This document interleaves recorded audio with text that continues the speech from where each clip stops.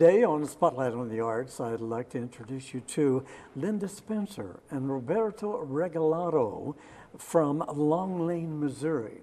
They are representing not only their artwork, but also the studio, Laughingwell Studio in Long Lane, Missouri.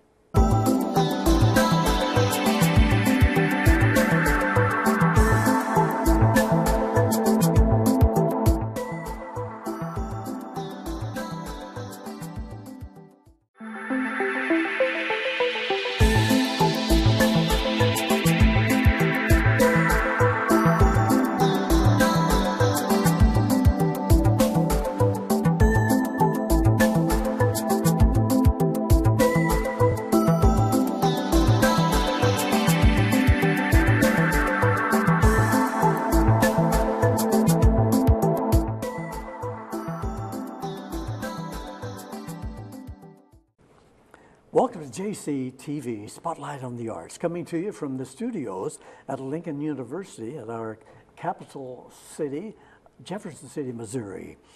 I'm your host, Rick Jey, with special guests today I've been looking forward to for months now after viewing their artwork locally, and we'll be giving you a clue what that's all about here. But please join me, if you will, in meeting and introducing artists Linda Spencer and Roberto Regalado of Laughingwell Studio, that's in Long Lane, Missouri. Linda and Roberto, welcome to Spotlight on the Arts. I'm truly excited, as you can tell, to turn the spotlight on both of you today here at JCTV Access. It's great to have you with us. Well, thank you for having us. Well, you're sure welcome. Linda, I'd like to start with you. If I may, if you can please tell us a little bit about yourself and those highlights of your life that best describe Linda Spencer. Well, I think that I'm an odd combination of a businesswoman and an artist, because my husband and I have both earned our living as professional artists for 40 years. And it's a fence to balance on to walk that line. I can imagine. Yeah. Yes. And I do all the heavy lifting and loading. She does all the math. And all the math. Now that's a good job, I think. Well represented, too. Yeah, if you have an aspiration to be an artist, don't neglect the fact that you actually have to have geometry knowledge. Yes, we speak of that often now. Well, yeah, also, because we have to be able to read blueprints, because our work accompanies and supports architecture. So when we create a piece of artwork for a client, we have to measure the space in a uniquely artistic way so that we know that what we're creating is going to result successfully in the end. Yes. Well, Roberto, turn to you now. Please tell us what this space is all about and where some of your artworks might be appearing where our viewers have been able to sit and view these. We have artwork in many spaces. We have Cabela's and Bass Pro as clients. We have Children's Miracle Network, Children's Village for 25 years. We had 35 murals in the pediatrics ward. Restaurants like McDonald's in Lebanon and Marshfield and Stratford, and clients like Larry Peace from Bennett Spring. Oh my, We just did a little bit of work for them for about a week, and Mr. Peace passed last Tuesday, but he got to see himself painted on one of the murals. Excellent. So he posed and I photographed him and I painted him. So it's not necessarily always how big the client is and the paycheck that is the size of the job, but sometimes it's just the job at that moment when you're painting that is the best job that you've done. Exactly. Well, now I'd like to ask you both again, how you were both inspired to become artists. At some point, was it? We talk about maybe it's in the genes, the gene pool. What have you saw, Linda? Well, you'll visit with a lot of artists who are naturally talented people, and they will almost always say, I have done it since I was a child. Yes. It is an obsession or a quest from childhood, and Roberto and I have both experienced that. So when do you start? Well, I started when I was 26 and a newly single mother, and I incredibly got a job in a studio where they painted murals. Huntington Beach, California, Phil Santos, who is the master artist, saw something in my abilities, and he really nurtured, and he aspired. He always said to me, all I want is for you to be financially independent of needing a man. And then comes along Roberto. Roberto, share And that with us. 3 weeks later, Roberto walked into the studio. I was 18 when I first met Linda. It was like 1978. Oh my, great. And you support each other, I can tell. But Roberto was just a mere child. A mere in child. 1978. But somebody also saw that he is incredibly talented. Roberto is he's a natural talent, like none of us other artists are. He really is. Now, Roberto, let's go back a ways. You're coming from Spain or No, I'm from El Salvador. El Salvador. Okay.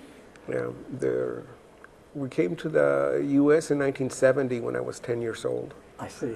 And I grew up in Orange County in Huntington Beach. Beautiful. I met Linda at Santos Studio in 1978. My uncle Carlos introduced me to Marv Ream when I was 16. He puts me to work on a painting that might have been a $100,000 painting. Yes. And that's how I got started. Excellent. I showed him my artwork from my freshman and sophomore years. Yes. And some stuff that I had done when I was 10. Yes. And he's looking at my stuff like this. He goes, you want to work here? And I'm like, yeah. Might as well. Oh. And that's how I got started when I was 16. Well, tell him about you couldn't get there, so he would pick you up. Well, I don't have a car. I says, well, I'll pick you up. Excellent, excellent. Oh my, that's quite a story. So major artists have insinuated themselves when we were young, and really, that's an amazing opportunity that one's talent is recognized. Yes. By someone older and more mature who is bringing something to the table. And that, we could have to be forever grateful for that. Exactly. These opportunities is what I'm saying. That they come to you in life, and sometimes you just got to latch on and go for it. Now, what brought you folks to Missouri? I came to Missouri first. We were just colleagues at that point in 1990. I had teenage children, and we were all being challenged by some of the circumstances of living in Southern California. I see. And so they wanted to have a simpler, less complex life, and I wanted that for them. And I said, well, my brother lived in Springfield. And I liked visiting, and I liked people that I met, and I liked the cost of living factor. And I got to Missouri in 1991. I bought the farm in 1990, but I got here in 91, and I had made contact with a designer in Springfield, and the train started rolling. It never stopped. I thought I might have some career slumps trying to kind of renew myself in another state. Oh my God, Missouri was crying for the kind of talent that I was bringing to the area. And then a few years later, in 1993, after his wife died, Roberto came to visit.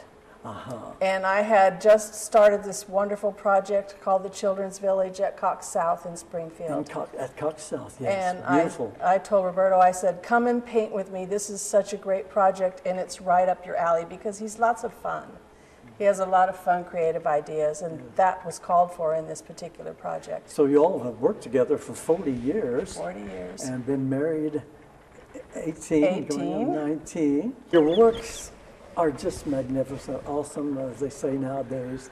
And people viewing the show now will realize what is behind all those murals at the different locations. And that the one at the Cox Center, Children's Center, I've been there with an aunt that in the past, so I am familiar with that too. But Beautiful. but it came down in 2016 after 25 years. It was Oh, it removed. did. See, that was like 5-6 years ago. Right, and we have it stored in our studio. Oh, I see. We have the whole project stored. Well, I did. I shared with you that I had viewed the artwork first at Dr. Kirkpatrick's Lake Animal Hospital, and then the Bass Pro Shops in Missouri and Cabela's. So I invite you all to now go take a look if you haven't seen them before. Can you share with us a medium that you like best to use in your work? What medium? We prefer acrylics. Acrylics. Acrylics are great. They are plastic paints, and they are water-based. They dry fast, and you can paint in watercolor style like this, or more opaque like this. I see, yeah. In our studio, we paint on polymural, which is a plastic canvas. It's woven Yes. just like canvas. It's threads, but they're plastic threads. Plastic. And it's primed with gesso, which is a plastic primer. Yes. And then you paint with plastic paint. So it's incredibly stable in the end. You have, in the studio, I can unroll a piece of canvas and hang it 10.5 feet high by 50 feet in about 10 minutes on a lift. It's that easy to work with. It's just wonderful The material. drawing element definitely is on your side, it Yeah, sounds because like. sometimes you have to be painting today and ship it by the end of the day. Oh, my. So it's I can see how it's a that would work. production type material. What is your favorite subject matter? Now, we're looking at floral, but I've seen all types of your work, from the man fishing or the children to the animals. What do you either have a favorite you like to work with? I'm a landscape artist. I got put on landscapes when I was young, and that's what I'm efficient at. But when you're a commercial artist and you're doing it for money, guess what? You don't get to choose. I guess. So you have to be very flexible about your subjects, and there's a lot of research that goes into that. Yes, when we're painting for ourselves, we tend to do more lighthearted, fun things. I see. You'll see a lot of flowers in our paintings, and that's because we live on a farm that actually, when I bought it, had thousands of beautiful flowers already planted there. So, And can you tell us Long Lane, Missouri, where that's at? In Missouri?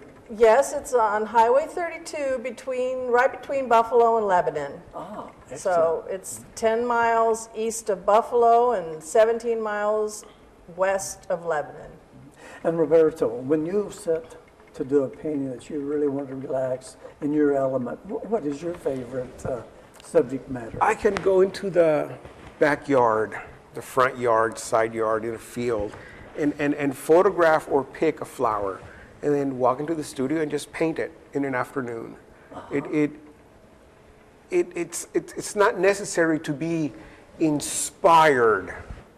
Oh, I see. You just see it, You see it? and you paint it. There is no tortured Yes. creative process where you're going through all these things that you got to do or not do. It's a painting. When you're relaxing, you're in your element. It's not brain surgery. Yes. When I got my greatest education in high school, Mr. Nicholson taught all of us high school art students more art information than anywhere else. Art Center, Golden West, Orange Coast, Laguna School of Art, all these places, but I learned more in those 4 years than any other time in my life. And he used to say, it's a numbers game. Numbers. The more you do, the better you The get. better you get. That's And then right. my master said to me, Marv, he says, you got to paint about 1,000 paintings before you get a good one. I can So you're believe it. painting and you're going 712, 777. 713. But eventually it just gets better. You cannot be a genius on your first painting. You can't. That's It right. takes So you gotta practice, start. and you have to learn from every painting. Can you step us through the steps that you use once, let's say, you have a commission at Cabela's or Bass Pro, let's say from the conception to the final completion of the project. Well, it starts with a discussion with a designer. And when you have a high-profile client like Cabela's, the designer sends us all of their research information and what taxidermy is going to be going up in the dioramas. And the dioramas are, when we did Cabela's, they were 12 feet high by 40 feet wide. And they're up high, so they start up at about 15 or 20 feet, and then they go up from that. But of course, we paint those in our studio. Oh, I see. So we hang the canvas, and Roberto has a real elaborate system for getting that canvas up there. And we do the research, and then we do little watercolor comps that have to be approved by the client. So. Yeah, usually we'll do a 1 inch to 1 foot scale. So if it's a 12 by 45, it's a 12 inch by 45 inch drawing. And then we color it, we photograph it, and we do a lot of communication with the client through the phone. You can photograph it, email it, text it to you, you reply, I have documentation of what you said and when you said it. You make annotations on your reply, and then we start drawing. We hang the canvas and we start drawing. Or we'll put in the sky first often, too. That's at your studio. You Right. hang the canvas at the studio. Right. Now you have a big, it's 10.5 because that's the width that the canvas comes in. We have to add the 18 inches at the bottom. To So it's 10.5 feet? It's 10.5 feet high High. by 45 feet long. Oh, my. And we put the sky in first. That takes about a day. And then we start drawing. And then we just start, we paint it up in layers. In other words, we cover the whole canvas with the first lay-in, and then we Fill start. the tooth. Yeah, and then we start detailing in levels.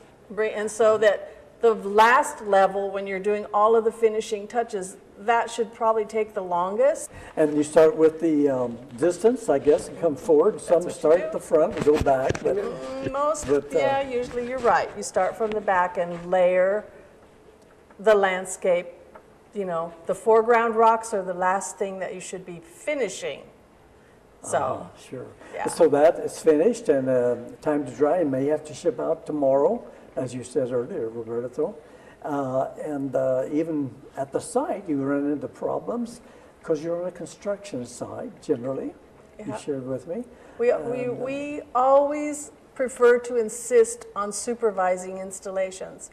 Yes. Because wallpaperers who install all do it different, and they will always make a mistake if not supervised. Oh, I see. So you have to be there. Because it's like a jigsaw puzzle. It's not wallpaper. No. Yeah. Now, do you have any thing in the works and in process at this time that we and our viewers could look forward to? We have artwork at Lake Arts. Lake Fine Arts Academy and Galleria in Osage Beach. And we just finished Larry's Fly Shop at Bennett Springs. And Bill's Art Gallery in Camdenton. Recently, I had 5 paintings at the airport in Springfield, and one of them sold. We always do Pure Enjoyment art show with Brewer Science at the Creamery. In Springfield. In Springfield. My tractor sold last year. So I consider us professional job applicants. Yes. Because as soon as we finish a job, we're looking for the next one. Yes. Sure. And that's how you stay employed for 40 years painting. Right. Yeah. And your works are awesome, so they speak for themselves, Thank and you. it's as remarkable as awesome, like I said before. Well, do you have any contact information where someone would like to talk to you about a commission work? Let's say a website where you'd like to be reached, contact information. On Facebook, you can go to Laughingwell Studio. Okay. You can go to laughingwellstudio.com for the website, or you could email us at mail@laughingwellstudio.com, or if you want to call me, it's 417-459-9354. Well, Linda and Roberto, I want to thank you for contributing to Spotlight on the Arts. It's been a really inspiring visit with you both, and we're about out of time. So on behalf of Spotlight on the Arts and JCTV, I want to say thanks again. Thank you very much for featuring us, and we love living in Missouri and our nice, beautiful lifestyle that we have here. And thank you for making the drive.